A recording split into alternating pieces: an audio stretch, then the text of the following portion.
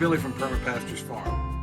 Now, I don't know that I've ever said this before, but I think this might be my most consequential and important video. All right, let me just first preface it by saying, at this channel, remember, we cover several things. There's going to be an element of, well, primarily permaculture. That's what we do. Permaculture is my passion, right? There's also homesteading. There's also a big part, especially these days, of a preparedness component. Okay? So I've said all that to say what I'm going to say today. Now, did you notice anything last night at the State of the Union? Because I'm really shocked that nobody else has pointed it out as yet. First, did you notice that nobody in that room was wearing a mask? Did you notice that? Also, we're told that we're on the knife's edge of nuclear war. Now, does it make sense, if that being the case, would you put all three branches of government under one roof? Yeah, and those branches for AOC, those branches are legislative, judicial, and executive branches. And in addition to that, in that room, you also had the Joint Chiefs of Staff all under one roof at a time in America where they're telling us, hey, look out any time for bombs to fall. So I can only arrive at several conclusions here. Number one, everybody in that room is stupid. Number two, it wasn't as it seemed. Maybe it was pre-recorded, possibly. Three, they were in a secure location and it gave them a high degree of hubris. Unlikely. But I don't know about you, y'all, but I'm going with number one, which is exactly the reason why the only product I've promoted to date is EMP Shield. That's the kind of moronic leadership we have, okay? So, let me not get too far in the field. I just wanted to preface the whole thing with that, folks. If you just point that out to John Q. Citizen out there, that's why I'm saying this is probably one of the most important videos I've ever done, because that fact alone could red pill more people than anything else. They weren't wearing masks, and you got the entire leadership structure at one time under one roof. Sound a little bit strange to you? Well, it does to me, okay? But that's not really what this video is about. Remember, going back to the preparedness component, you know, to a certain extent, it really is about that. What I'm going to talk about today is atrocity propaganda. Now, I've said before that I'm something of a historian for the things that matter to me. And I am a big historian when it comes to certain things about certain parts of history. I examine these things to the point where I can almost drive other people crazy when I find out one little thing that doesn't make sense, and then I pursue it. And then I stay on it like a coon dog, okay? That's exactly what I want to get to today. Now, there was an incident the other day. I had no intention of making this video. In fact, later today, you want to stay tuned because there's going to be something that's really, really cool that you want to check out. I had no intention of making this video, but the other day, a wonderful young lady that I love very much said to me, my goodness, look at what's happening in Ukraine with these babies. And almost instinctively, right out of the blue, the hairs on the back of my neck went up. You want to know why? I'm going to provide it to you right now. Now, folks, this is very important. Before I get into that, I'm going to tell you what the reasoning in my mind that governed me coming to this conclusion. And believe it or not, it had to do with what I named those pigs. The who, what, where, when, why, and how. You want to go back and see that video because it honestly gives you a backdrop of the information I'm going to talk about today. Now, that video talked about classical grammar, logic, and rhetoric and why it was extracted from the American public about 150 years ago. That's a whole nother video altogether, but it gives you, if you want to know the meaning and the backdrop of how I arrived at this video today, that's a good reason right there. Atrocity propaganda. Okay, as far as we know, it goes as far back as the Crusades, almost certainly long before that, but that's what we can document. Now, let's get into the 20th century. World War I. Folks, I almost laugh when I look at this in great detail. Now, I've spent a lot of time at the National World War I Museum in Kansas City. We used to live nearby there. And I spent an enormous amount of time in that place trying to make some sense out of the history that's told on the walls in that place, because none of it makes any sense. They tell you about these interlocking blah, da, da, da, da, da, da.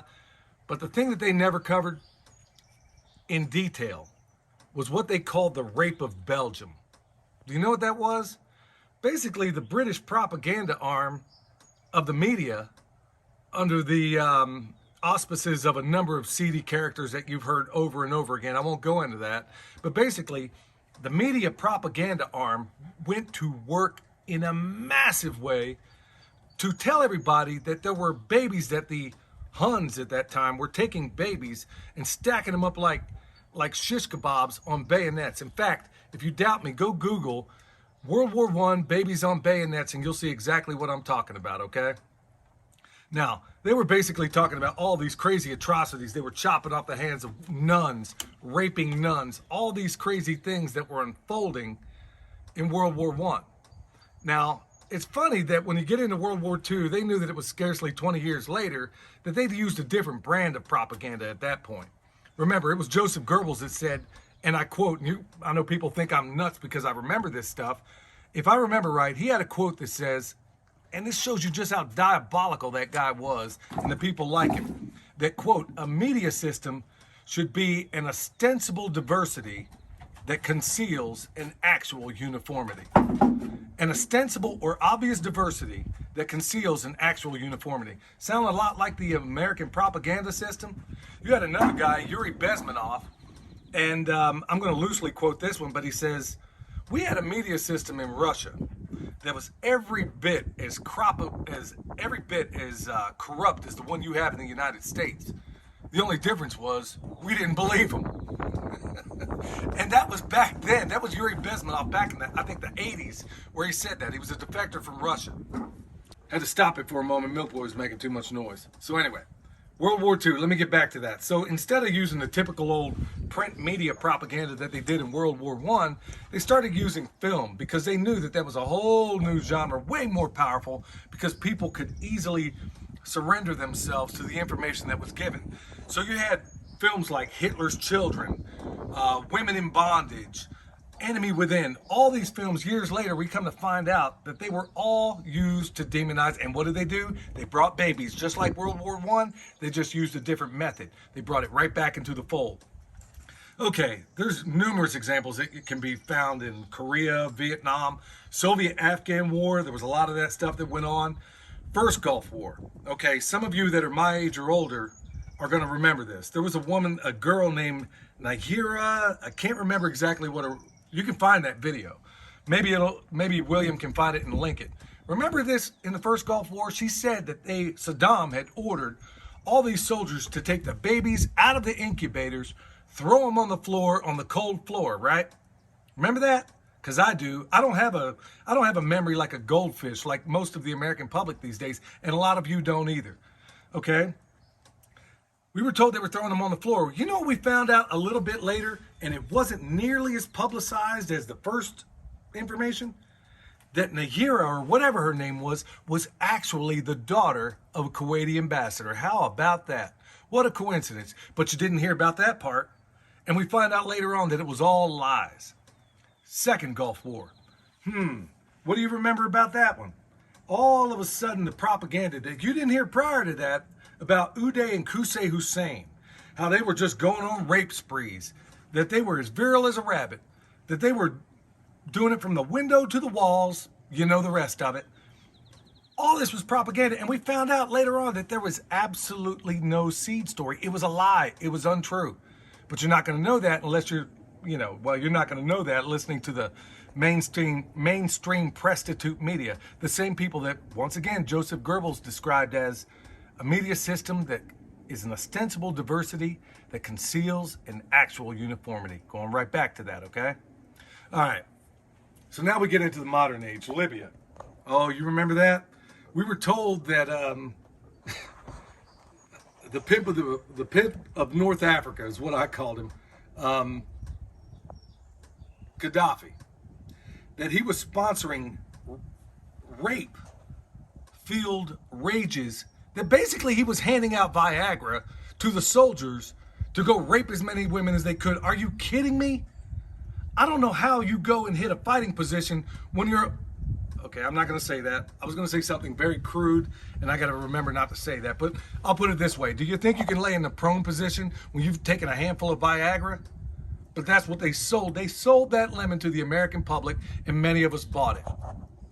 So that brings us into the modern age, to the things that are going on this day, right now, right here, right now. What are you being told? Going right back to the story I was told about what's going on right there in Ukraine. Now, given the backdrop of what I've told you from the top of my head, now believe me, I can provide a great deal more, and you can go ahead and call me a conspiracy theorist if you want, but you ought to be calling the people that bring this stuff up as a coincidence theorist. I gave you unimpeachable information of what happened in World War I, World War II, Soviet era, Gulf War I, Gulf War II, and believe me, the list is long. I can provide a longer list, but I know this video can't go on forever. Plus, I'm doing this extemporaneously. So, you know, if I were to put a little research in this, I'm pretty sure I could make a pretty satisfying documentary regarding all this stuff. But folks, why am I covering it? Going right back to the very beginning of all this, this channel isn't just about permaculture. It's about preparedness. And my people, like the Bible says, my people perish for lack of knowledge. Too many of us are outsourcing our critical thought. Okay? We are a society that celebrates idiots and castigates intellectuals. That's why I'm sitting on this porch right now. That's why I'm taking time that I could be doing very useful things. I do not enjoy making these videos. I dislike it. I do. But I feel like it needs to be done because, frankly, I went out there thinking, okay, should I even cover this? Let me go out there and do a search. Nobody made any of these connections so far, so I will. All right, y'all, like I said, I'm not going to belabor this point. If you need anything, like I said, I've only ever endorsed one product, and that's been EMP Shield. And I can't think of greater need for it than what I see going on in the world right now. And we have the entire leadership apparatus of this country, including the Joint Chiefs, under one roof. And you wonder why. That's the only reason I've promoted one product, and that's it. So, folks, this is part of the whole gamut. This is part of homesteading. This is part of preparedness. It's staying alert. You stay alive. All right, y'all. Like I said before, if you need anything, check out the description box below. Check out our website. Check us out on Patreon.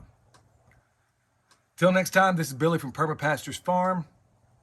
We'll see you next time, where permaculture is my passion.